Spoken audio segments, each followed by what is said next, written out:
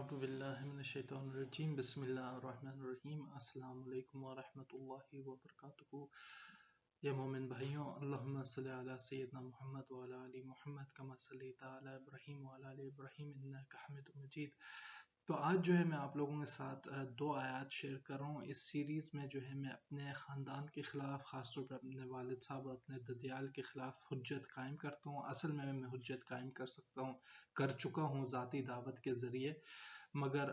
جو 9 افراد ہیں میرے گھر سے آگے، جو میرا ایکسٹینڈڈ فیملی جس کو کہتے ہیں، خاندان جس کو کہتے ہیں، اور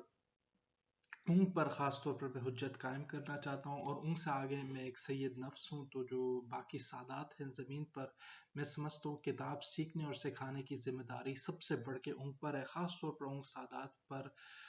جن کو اپنی نسل پر کوئی شک نہیں ہے۔ اس کے بہت سے باعث ہیں، مگر یہ اصل موضوع نہیں ہے اس ویڈیو کا۔ تو ان ویڈیو میں قرآن کی 1 یا 2 یا چند آیات پیش کرتا ہوں، جس کی روشنی میں اپنے گھر کے کچھ حالات،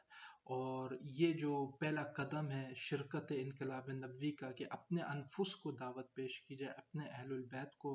جو ہے دعوت پیش کی جائے، اپنے قبیلے اور اپنے قوم کو جو ہے دعوت حق پیش کی جائے، اور اس کے نتیجے میں اگر وہ قبول کریں تو آپ کی جماعت میں اضافہ ہو، جماعت مومنین پر اضافہ ہو، اور اگر وہ اس کو رد کریں جیسے کہ اکثر کرتے ہیں رد، تو اس کی بنیاد پر وہ داعی اول جو ہے وہ ان پر حجت قائم کر دے اور ان پر شاہد اعلیٰ بن جائے، ان پر شاہد بن جائے۔ اور اس ذریعے یہ ہر آدمی، ہر نفس جو مومن نفس ہے، وہ اپنے انفس کے متعلق اگر کرے گا تو پھر حجت علی الناس اس امت وسطن کے لیے کرنا ممکن ہو جائے گی۔ تو اس سے میں شروع کرتا ہوں، بسم اللہ، اور میں آپ کے سامنے تلاوت پیش کرتا ہوں، اور تلاوت کے بعد پھر ان 2 آیات کی ترجمانی پیش کروں گا، بلکہ ایک آیت تلاوت اور پھر اس کے ساتھ ترجمانی آئے گی انشاءاللہ۔ بسم اللہ الرحمن الرحیم۔ ان الذین کافروا من بنی اسرائیل علی لسان داؤد و عیسی ابن مریم ذلک بما عصوا وکانوا یعتدون۔ تو لعنت ہے کفار بنی اسرائیل پر، لعنت ہے بنی اسرائیل کے کفار پر، داؤد کی زبان پر اور عیسیٰ ابن مریم کی زبان پر۔ یعنی کہ لعنت ہے، مگر لعنت دینے والے جو ہیں، یہ لعنت کس کی زبان سے ہے؟ داؤد کی زبان سے اور عیسیٰ ابن مریم کی زبان سے ہے۔ یعنی کہ ان کے سب سے عظیم ترین جو بادشاہ ہیں بنی اسرائیل کی، ان کی زبان پر بھی لعنت ہے، اور بنی اسرائیل کے جو مسیح ہیں، جن کا انتظار اور وہ جن کے منتظر تھے کئی صدیوں کے لیے، ان کی زبان پر جو ہے لعنت ہے بنی اسرائیل کے کفار کے لیے، سب بنی اسرائیل کے نہیں مگر بنی اسرائیل کے کفار کے لیے۔ ذالک کیوں ایسا تھا؟ بیما عصوا، کیونکہ وہ وقانا یعتدون، کیونکہ وہ اللہ سے نافرمانی کرتے تھے اور تجاوز کرتے تھے، کیونکہ وہ نافرمانی کرتے تھے اللہ سبحانہ وتعالیٰ کی اور تجاوز کرتے تھے۔ اس بنیاد پر اللہ سبحانہ وتعالیٰ کی لعنت ہے بنی اسرائیل پر، اور عیسیٰ علیہ السلام کی، عیسیٰ ابن مریم کی زبان پر، اور داؤد علیہ السلام کی زبان پر۔ تو آگے بڑھتے ہیں۔ تو اگلی جو آیت آتی ہے 78 اور 79 of سورۃ المائدہ، 5ویں جو سورت ہے قرآن کی، اس کی 78 اور 79 آیت کا تذکرہ ہو رہا ہے۔ اب 79 کا میں تلاوت کرتا ہوں۔ قانوا اعلی یتناہون عن منکر فعلوا لبئس ما كانوا یفعلون۔ وہ روکتے نہیں تھے ایک دوسرے کو ظلم سے ایک دوسرے کو روکتے نہیں تھے، اور کتنا خراب ہے وہ جو وہ کر رہے ہوتے تھے، کتنا برباد شدہ ہے وہ جو وہ کر رہے ہوتے تھے، کتنا بدصورت ہے وہ جو کر رہے ہوتے تھے۔ تو عیسیٰ علیہ السلام اور داؤد علیہ السلام کی جو لعنت ہے ان کی زبان پر، ان بنی اسرائیل کے لیے جو لعنت ہے، ان کی زبان سے کہہ لیں یا ان کی زبان پر بھی کہا جا سکتا ہے، ان کی زبان پر جو لعنت ہے بنی اسرائیل کے لیے، وہ اس باعث پر ہے کہ وہ اللہ کی نافرمانی کرتے ہیں، اس کے حدود سے تجاوز کرتے ہیں، اور پھر وہ ایک دوسرے کو روکتے نہیں ہیں، وہ ایک دوسرے کو روکتے نہیں ہیں، غلط چیز سے روکتے نہیں ہیں ایک دوسرے کو۔ تو ابھی جب آیات کا مفہوم آپ لوگوں کے ذہن میں بیٹھ گیا ہے، تو میں جب بنی اسرائیل پر یہ لعنت ہے، تو اپنے انبیاء کے طرف سے اپنے اعلیٰ ترین عظیم ترین بادشاہ اور پھر اپنے مسیح جس کے لیے وہ منتظر تھے، تو پھر آپ سوچیں کہ نبی صلی اللہ علیہ وسلم جو ہے اپنی امت پر اس طریقے سے لعنت نہیں بھیج سکتے، وہ جو کافر ہوں کی لعنت سے، ان کافر ہوں ان کی امت سے، اور جو منافق ہوں ان کی امت سے، کہ نبی صلی اللہ علیہ وسلم کی لعنت ان پر نہیں ہو سکتی۔ اور ہمیں پتہ ہے کہ انبیاء سب جو ہیں وہ ہم فطرت ہوتے ہیں تقریباً، تو اگر ایک نبی کی ایک انبیاء کی سنت ہے اور اعلیٰ انبیاء کی سنت ہے، داؤد اور عیسیٰ علیہ السلام، تو پھر نبی صلی اللہ علیہ وسلم کی بھی مزاج جو ہے اس میں کاملیت بہرحال زیادہ ہوئے گی، مگر اس مزاج سے ہٹ کے مزاج نہیں ہوئے گا نبی صلی اللہ علیہ وسلم کا۔ اس میں کچھ لطافت ہیں جس پر گفتگو کی جا سکتی ہے، مگر چلے آتے ہیں اس تجربے پہ، ان دو آیات کی روشنی کے تجربے میں اپنے خاندان کی طرف۔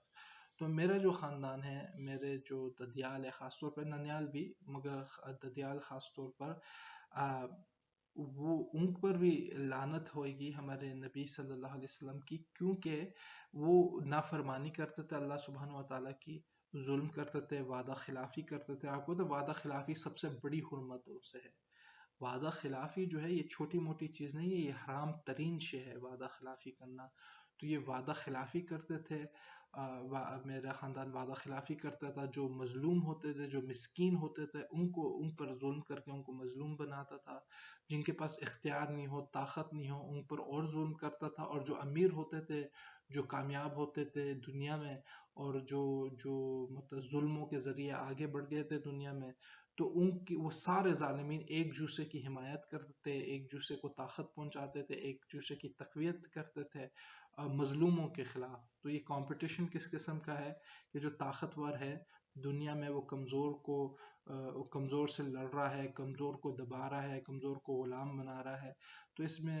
میں کیا بولتے ہیں، وہ کہاں ہے، اس میں جو ہے وہ کہاں ہے، مطلب مقابلہ کہاں ہے اس بات میں، مگر ظالموں کا طریقہ ہوتا ہے کہ وہ ایک دوسرے کے اولیاء ہوتے ہیں۔ تو یہ ہمارے خاندان کا معاملہ ہے کہ تجاوز بھی کرتے ہیں، اللہ سے نافرمانی بھی کرتے ہیں ان سب طریقوں سے، اور پھر آخر میں وہ ایک دوسرے کو روکتے نہیں ہیں، ایک دوسرے کو روکتے نہیں ہیں، ظلم کر رہے ہوتے ہیں مگر ایک دوسرے کو روکتے نہیں ہیں۔ اور یہ نہ روکنا ایک دوسرے کو ظلم پر، اللہ نے اس چیز کے بارے میں بھی کہا ہے کہ وہ منکر کر رہے ہوتے تھے مگر فعلوا لا بئس ما قانوا یفعلون، اور کتنا بدصورت ہے وہ جو کر رہے ہیں، کہ ایک دوسرے کو روک نہیں رہے ظلم سے۔ تو جیسے میری کوئی تائیں ہیں، انہوں نے میری ماں سے بے فضول کوئی بدتمیزی کی ہے، یا ان کو مطلب عمرے پہ ساتھ گئے ہیں تو ادھر تکلیفات پہ تکلیفات پہنچا رہی ہیں، اور میرے والد صاحب جو ہیں مطلب اپنی بہنوں کو سونا دلوا رہے ہیں مکہ اور مدینہ میں، اپنی بیوی کو نہیں دلوا رہے جس کا حق زیادہ ہے، اور اپنی اولاد کا حق جو ہے مطلب جس شہر سے پاکستان میں ہے وہاں لاکھوں ڈالر خرچ کر رہے ہیں، اور اپنے بیٹے کا نکاح نہیں کروا رہے، وہاں اجنبیوں کا نکاح کروا رہے ہیں، اپنی اولاد کا نکاح نہیں کروا رہے۔ تو اس قسم کے جو ظالم طریقے ہیں کہ جس نسبت اور تناظم کے ساتھ اللہ نے خرچ کرنے کا حکم دیا ہے، اور جس ترتیب قرب کے مطابق حقوق طے کیے ہیں کسی نفس کے، آپ اس کے مطابق کر نہیں رہے، اور بلکہ وہ جو آپ کی نفس کے میراثی بن کے آپ کے لیے ناچے اور آپ کی حمدیں گائیں، اور وہ اجنبی اور دور دراز کے بھی لوگ ہوں تو آپ ان پر خرچ کریں، اور جو آپ کی ذریت ہو جو باعزت ہو اور مطلب باغیرت ہو، اور آپ کو وہ اپنا حق مانگے آپ سے، تو آپ ان کو ان کا حق بھی نہ دیں، کیونکہ وہ آپ کے میراثی بن کے اور آپ کی غلامی کرنے کو تیار نہیں ہے۔ تو یہ جو چیز ہے یہ ہمارے خاندان میں ددیال پہ پوری کی پوری اترتی ہے، والد صاحب پہ پوری کی پوری اترتی ہے، اور جو ہے اور جو ہے ان دو قرآن کی آیات کی روشنی میں ان پر ایک حجت قائم ہوتی ہے کہ یہ لعنتی ہیں، یہ انبیاء کی زبان سے لعنتی ہیں، انبیاء ان پر لعنت بھیجتے ہیں، جو اللہ کی رحمت کا مرکز ہوتے ہیں وہ ان پر لعنت بھیجتے ہیں۔ تو یہ ایک حجت ہے میرے خاندان کے خلاف، پھر آپ لوگوں سے بات رہتی ہے، اور یہی آیات آپ کو ان کے سامنے پیش کرنی پڑے گی، اس کا ترجمہ، اس کا معنی اور اس کی اصل تلاوت جو ہے آپ کو اپنے خاندان کے سامنے کرنی پڑے گی، تو اس کے ذریعے آپ حجت ان پہ حجت قائم کرنے کے طرف ایک ترقی کریں گے۔ تو یہ سورۃ المائدہ کی 78 اور 79 آیات ہے، آپ ان کا حفظ فرمائیے، ان کی تلاوت فرمائیے اپنی خاندان پر، اور ان کا ترجمہ فرمائیے، اور اگر وہ رد کرتے ہیں، سنتے نہیں ہیں، تسلیم نہیں کرتے کہ ان میں یہ صفات پائی جاتی ہیں اور وہ اصلاح کرنے کو تیار ہیں، اگر یہ نہیں کرتے تو یہ حجت، یہ نہیں کہ کامل حجت قائم ہو گئی، مگر حجت کی طرف ترقی ہو گئی ہے۔ تو آپ یہ ضرور کیجئے اگر آپ مومن ہیں اور بنی آدم کی خیر چاہتے ہیں۔ پھر آپ سے بات رہتی ہے۔ السلام علیکم ورحمۃ اللہ وبرکاتہ۔